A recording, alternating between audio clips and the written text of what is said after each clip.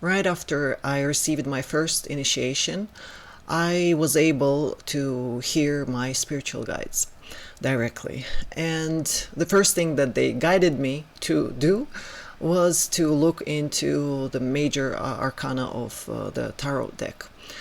And that was their first task, and for me to focus on and to study, and that's what I tried to do. I didn't realize at that moment that this package of information was way too heavy for me to handle at that moment, and I needed to clear up more space on the disk first before I was able to download this information fully and to like unzip that program to run it fully inside this head. And it took me a while to study like the first basic information that I was able to find at that moment around tarot and its origins and explanations of the major arcana specifically. And I made a few steps in that direction, and it just went weird again. Again, like visions, again, nightmares, again, weird, very weird stuff, which basically scared me off at that moment, basically because I was not ready to deal with that size of concepts, to deal with all of them and to synthesize at that level.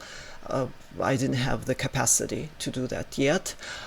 So I remember like throwing away my first decks. I remember like promising myself to never touch those things again. They're like evil, they're like devilish and all that stuff. I got scared. Like basically right now I can explain to those who experience something similar is that this kind of feeling or emotion of fear of a tarot deck or of anything like of this kind simply signifies that you don't have the capacity at this moment. There is like you need to empty the trash bin and clear up some cache memory first before you try to deal with the concepts of that size. So that fear is the signal of the avatar, the signal of the body, that you don't have free space to deal with something as big as that. So that's basically what the fear was at that moment, and it was not realistic for me to deal with that fear anytime soon. So I just packed my bags and went back home and decided to live like a normal life. Like, I'm not gonna do all this magic stuff, I'm not gonna deal with all this, it's too heavy, it's too deep. Like, I feel like I'm losing my mind, I feel like I'm starting to question my sanity again, I feel like I'm being haunted. I feel like I'm seeing like the evil and ghosts and devils and demons are like all around me, and all the world is like a huge conspiracy to destroy me or damage me, like that kind of paranoia. That was just basically a signification of me being overloaded. The capacity, I've already used the capacity I had at that time, so I needed more time and space to create some additional space on the disk. So I went back home and returned back to like normal life. I found a job on some oil refinery, on some construction project, which was like the easiest thing for me to go into, which didn't require any thinking. So I could just basically be there and not overload the processor. So I was able to rest in that period of life. But to be able to go there, I did have to make like a conscious decision to give up on spiritual practices, on esoterics, on like that was like temporarily. At that time it was like real decision for me, what I considered that I'm done, I won't do this anymore, it's weird, it's bad, it's useless, heavy, hard, like I don't need it in my life. To give up on something for a while is normal, natural. Just so you know, if you're going through the same stage, giving up on things is like a mechanism of protecting, of self-protection. When you're afraid of your computer burning out. So that's what I did. I gave up on all that stuff and decided to be normal. I was healthy already, so I can, if I'm healthy, I can just live a normal life, return like and be like everyone else. That's what I tried to do, but it didn't last long because I couldn't forget what I've already seen. Like I couldn't disconnect because I was still seeing. Now, just I wasn't so afraid of those abilities that scared me at the very beginning when I was like hearing people's thoughts or knowing their intentions. Like in the past, it would just I would just explode with anger and emotions, and I had that righteous anger, like trying to fix things and trying to fix people and to prove uh, what's right, what's wrong, all that. That had passed already. I was still able to see things. I just didn't have the intention to fix anyone anymore. I was able to just observe and let people be and do what they do, and so I wasn't suffering as much from these abilities anymore. I wasn't able to use them to my advantage yet, but at least I wasn't exploding with righteous anger. At least I wasn't feeling crazy anymore. I was just trying to slowly integrate these two realities: the real reality of the true intention of the person, of the true identity of the person, of what person really is. Slowly, I started integrating it with like what the person presents himself or herself to be or to, and that took time. Just so if you're on that journey, don't expect yourself like to be able to do it in a week, in a month. It took me years to get used to this living, being okay with this contrast, and just accept being able to perceive both sides and not explode with righteous anger because of the contrast of what I'm seeing. And so basically, I was in that on the project, working in like a normal office as everyone does, and but I couldn't like forget fully. After a year, maybe a year or two, I slowly, after less, maybe a year of rest, I started getting back some interest into feeling like ready to maybe explore a little bit deeper into the tarot and like all the related sciences. And so I entered some online school, which was located in Russia, which I was also guided to look into. And since it was guidance, I just surrendered and I just followed on. Uh, Again, that school couldn't give me much new information because it was basically repeating things that I already knew. But just hearing that somebody else is like talking about it just comforted me in a way that, okay, more and more confirmations that I'm not crazy, I'm not insane, or maybe like we're like there are a lot of more other insane people. I'm just, at least if I'm insane, I'm not alone in this. There are other people who are also insane, but they're living life, so it's fine. Kind of like that comfort I was getting from being in that online school, kind of feeling that community maybe of the same weird people as myself. And I was still working on the refinery and studying online, um, enjoying the community mostly. And at the end of the year of in that online school, they had a gathering. Uh, like they would select a few of the students because it was pretty large school and there was like a huge number of students, and they would select a few and give invitations for some live event that would be happening up north in Russia.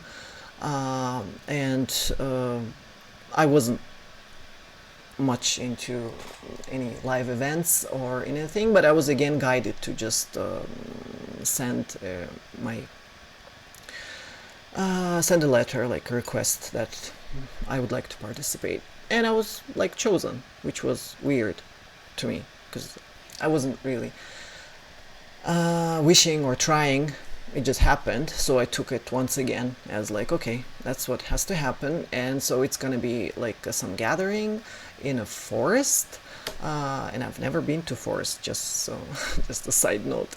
And in a forest, with like a group of people, like a huge like group, and we will be living in tents. I never lived in tent, and I've never been to a forest. I've never camped. I've never like.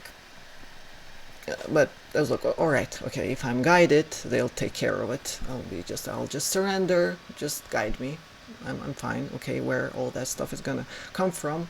Okay, I have to come with like all prepared, all equipped for like full scale camping. Um, so, all right, um, that's what I do. Again, it's summertime, and I get the tickets. I fly to that place, and I'm fully relaxed, surrendered. I don't actually have any specific intentions, anything that I want to learn there, or anything I want to gain from it, or just I feel guided to be there. And I surrender, knowing that if they're guiding me, they will somehow arrange like whatever is needed. So I took that experience as like a next step. Probably something is waiting for me there. Have no idea what, but let's see. It's St. Petersburg, the forest up north from St. Petersburg on the Ladoga Lake, and this gathering. We are with a group of students from the same school, and the fun stuff started happening as soon as we arrived. We arrived at like a day before the classes would start. It was not like a fun gathering. It was not just like for I don't know, some music and dance and doing drugs, and not that kind of gathering. It was like we're actually supposed to have classes and lectures and practices, and like there was a plan for each day. But it would be starting tomorrow, like Monday, and we arrived Sunday, and we had a full day of like nothing to do. Like our we just established all the just arrange the camp, whatever is the word for that, set up the tents and so on, and we were all ready and free, nothing else there to do. And when we basically like the whole day left, nothing to do, nothing is happening. All the like the teachers and organizers are not there yet, I guess. And there was a girl in like tent next to me in the same camp, who has been there before in that specific place, in that specific location, because that location was chosen for a reason. It was like a famous sacred site. There was like a sacred stone. There was like some, that place was special, like for these spiritual people and those who are dealing with magic and esoteric stuff. So the girl that I just recently met, a student from the same school, she knew that she knows this place. She's been there before, the year before, and she knows the way to that main sacred stone. Normally, we would be taken there by our teachers, and like on fifth day of our studies, but with like organized group, we would be prepared and we would go like normally. But curiosity, we are like, that's the main spot here, and she offered like, do you want to go see it? Do you want to, like, I know the road, I know the way, I've been there before. Do you want to just we have nothing to do, like whole evening to ourselves, why don't we just check it out? And I agreed, like, why not? She plays. She says, I'm learning to play flute, so I'll take my flute with me. I'll play there a bit. All right, okay, let's do it. We go there. We walk through the woods to like that place where the hill goes up. It kind of like a little, not quite a mountain, but more like a hill, all covered with like huge rocks, with trees basically. And we came to that point, and she showed me the location. Like, we stop here because like we don't go up the hill because that's the most sacred place, and it's like so powerful, and it's said to be a bit dangerous. Like, we shouldn't go there alone. So okay, no worries. We just stay here downhill and just hang out. She said she's gonna play her flute, and I will be. I'm free to just relax and enjoy the atmosphere, and that's what I tried to do. She started playing. It was already evening, kind of getting a bit dark. I was relaxed. As I mentioned, I didn't actually have any clear intentions for this trip. I didn't have any plan. I didn't have any question or request or something. I was just surrendered. I was just relaxed. I felt my guides pushed me on this trip, so I was like if I have to be there, I'll be there. I was relaxed and surrendered, and that spot, something weird started happening. As soon as I was left alone, I started hearing a voice calling me up the hill. It was a very, very, very soft female voice, which felt like as if it was kind of like softly pulling me. Like, if I would like describe it as like somebody softly pulling me by my shirt to go forward, and kind of like I was hearing like, come with me, come here, and I was pulled by, like, I really felt physically pulled with that welcoming voice. I was like, at first I was totally like cool and relaxed. I was like, all right, no worries, like, and I just made a few steps, and it's pulling, and it's like pulling in such a warm and nice and like soft and welcoming way. There is like no way to resist. It's just too soft to resist it. It was like so soft, like, come here, come here, come here. And I feel myself like I'm walking towards the hill, and I'm going up, and I'm walking, and I'm walking up that hill, and basically I feel pulled in a very like physical way. I really felt like I'm being pulled by my shirt, but in such a way that you don't actually want to resist because it feels good.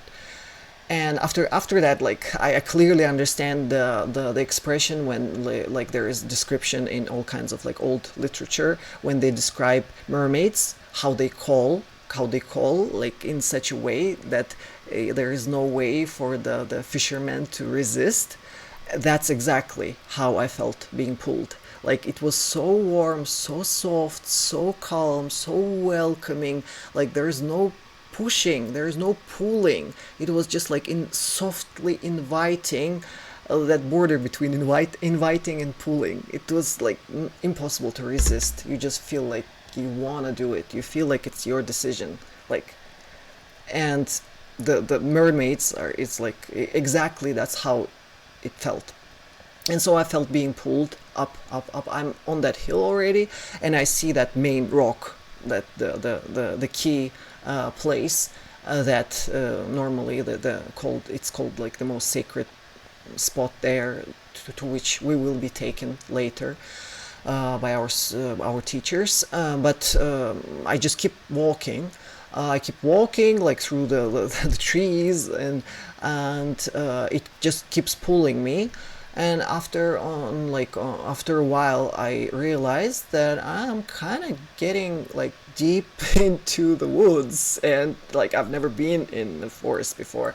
I've never been in such a place. Like I don't really have a skill of like how to orient myself. Like in like, will I find a way back? Or that's like I'm realizing that it is getting darker. It's like already pretty late, and I'm going deep into the woods all by myself, being pulled by some mermaid-like like entity, some spirit, or whatever that felt like. I don't know how to describe. And I realize like what's happening, so I make an attempt to stop. So I would just sit down, and there would be some like fallen tree, and I just sit down on it, and I try to concentrate and try to like get back control over my body. Like, why am I walking? Because I realize that I do not have intention to go into the woods, but I am doing it right now. And that split was like I was able to observe that split between like what I'm doing and my real intention. My real intention was not to go anywhere. It was just to stay by the girl who invited me here. But I am walking, feeling that like I don't have control over my own will, over my own willpower, which is weird because like my name Irada actually means willpower. So that's something that like willpower is what I am. Like it's something that I've always been good with. It's like if I don't have many other things, yeah, maybe, but willpower is just something that is, it's me. That's what I am. And here I feel like very clear distinction between like my own decision, my own will, and what I'm doing. I'm walking. I just continue walking against my true intention, against my will, so to say. And so I made these few attempts, but still this thing is pulling me. It's like so soft. It's so, I cannot fight with it because it's not pushing. It's not pulling in a hard way. It's like it makes you feel as if it's really your own decision, as if you're doing something like you decided it. That's how it naturally feels. And I realize that this is a way that a lot of people feel like when they're the under control of like certain entities, and they cannot distinguish between their own will, or they cannot separate their own will from the will of some entity which rules them and makes them do things thinking that those were their own decisions. That's how it felt in that moment. Like this thing is pulling me, and I was not normal. That was like I was clearly feeling the distinction, like there's somebody else here. And so I was like, okay, all right, okay, let's remember all the skills that we used to have, like things we used to study about like dealing with entities and stuff. Like I haven't practiced those things for pretty long time. I feel like this is the opportunity, the right time to do it.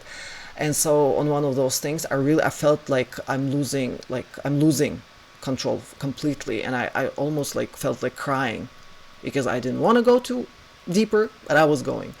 And just about to just break down and cry, I just sat down on one of these fallen trees, and I started talking, like asking like, who is here? Who are you? And she started answering. She started talking to me. That was like, oh wow, that was. She started talking, but I was talking with a clear strategy. Like I needed to negotiate my escape. That was like I had a clear task there. So I started asking specific questions on what is she, who is she, and what do you want? And she clearly says, like, I ask who you are. She says, I'm a spirit of this. I live here in this forest. And I said, why are you pulling me there? She says, that's our home. That's my home there, deeper in the woods. I want to show you. I want to take you there. I want to show you my home. And I was like, okay, all right. Why? Why do you want me there? And she says, well, I miss people. I miss people. He says, I miss communicating with people. And you hear me, you see me, and I just want to play. I just want to communicate. And I was like, come on, but there are people coming here like all the time to this sacred stone. You have huge like number of people. You have opportunity to communicate as much as you want. And she said, no, no, no, no, they don't hear me. They don't hear me. They all come here so busy with their own thoughts. She said that they come like always asking for something, and like I'm around them, we are around them, we play with them, she says, but they can't hear us, they can't see us, and you came empty. That's, he was like, you're empty. That's like, that was like the my true state was like I came without a wish, without, like, normally people come to the stone make a wish, to ask for something, and that's why they're like they can't hear. And she said, because you're empty, you have no wish, you have no desire, you're not asking for anything, so you're empty enough to hear me. So she wanted to play, and I was like, okay, all right, how do I negotiate my way out?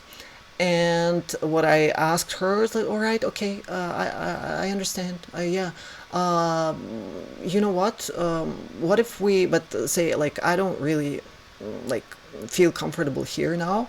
What if I give you a word, if I promise that I will come back again tomorrow, will you let me go back to my camp, because like it's getting late? I'll come back again tomorrow if you want. How's that? And she was like, all right, okay. And I said, I'll bring you something if you want. Is there anything you want me to bring you? And she said, yes, white, something white. I was like, all right, what, like white? She says, that's the only color I can see.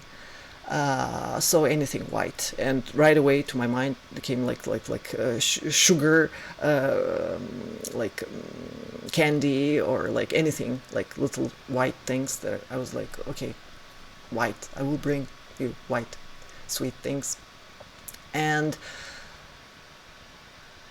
I asked her, like, but for now you just let me go, and I'll come again tomorrow, all right? Because I was really afraid for myself, for my safety, if I just keep going into the woods, like, and it's getting dark. Because at certain point I was like, I kept walking, and I was hearing that girl's flute playing in distance, and I was telling to myself, like, as long as I can hear it, like, I'm safe, I can find my way, like, according to the sound. I can somehow, even if it's like gets totally dark, the sound, I can find a way according to the sound. But as we were getting, like, we went already too deep, like I couldn't hear the girl playing the flute anymore. That's when I broke down, sat down, and almost started crying, and asking her, like, to, like, can we negotiate, can I just return back tomorrow? And she said, fine, okay, all right, okay. I said, I'll bring you some sugar cubes and something white. And she was relaxed, she was cool, she was like, all the time that I was communicating with her, she was like whirling, she was dancing around, she was like turning and moving and dancing all the time, the whole time that I was talking with her. And that's how we negotiated that. She said fine, she let that hold go, she let relaxed me, and I felt like I have my willpower back. I just turned and quickly run towards the girl, grabbed her, and we just start moving towards the camp. And I said, like, just like, don't ask anything right now, let's just walk, I'll tell you everything later. And as I was telling her, like, what happened, she was getting like more and more and more like excited with all these things, like what they were, like, maybe like more details that I'm not remembering right now.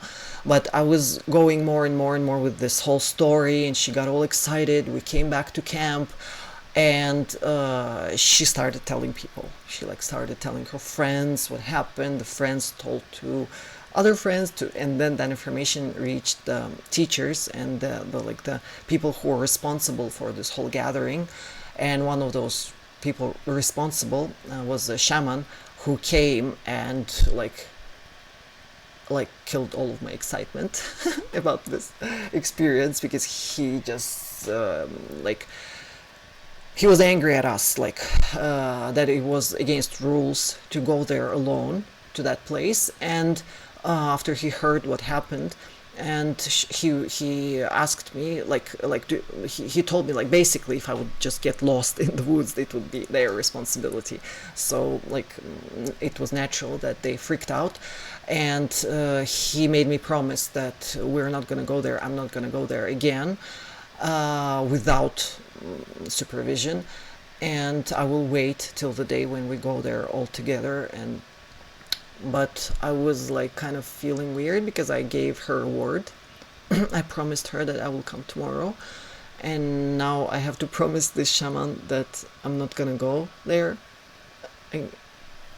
alone or again. Or and he said, okay, all right, we'll go tomorrow, but together. We'll go together, and we'll talk to her. Like he'll be asking questions, and I will be communicating and channeling the answers back. And that was the plan. I'll probably record one more video with some more details of dealing with this, interacting with this white girl, as I call her, white girl. And she told me about their whole civilization of, like, I call them white people, I don't know, like I call them whites, the white girl and the whites, because I don't have any name for them, specific name. But she shared quite a lot of information about the civilization that lived there, and that I picked up on. And some of those things that she shared were just like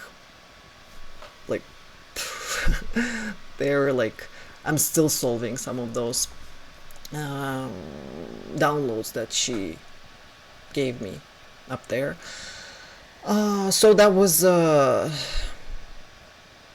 second stage, I guess, of my awakening, which I didn't plan, which I actually was trying to escape and avoid as much as I could. Like as I told in the beginning, I found a normal job. I was like working already. I tried to be normal, but I couldn't quite get back to the being a normal person. Like even if I don't try, this thing just guides me. This thing just pulls me into situations and experiences where my memory just keeps opening up, and I can't escape it. I can't avoid it anymore. Even if I try, it just keeps following me. So that was the second stage, and after which, like, I still kept fighting this thing for a while, trying to live like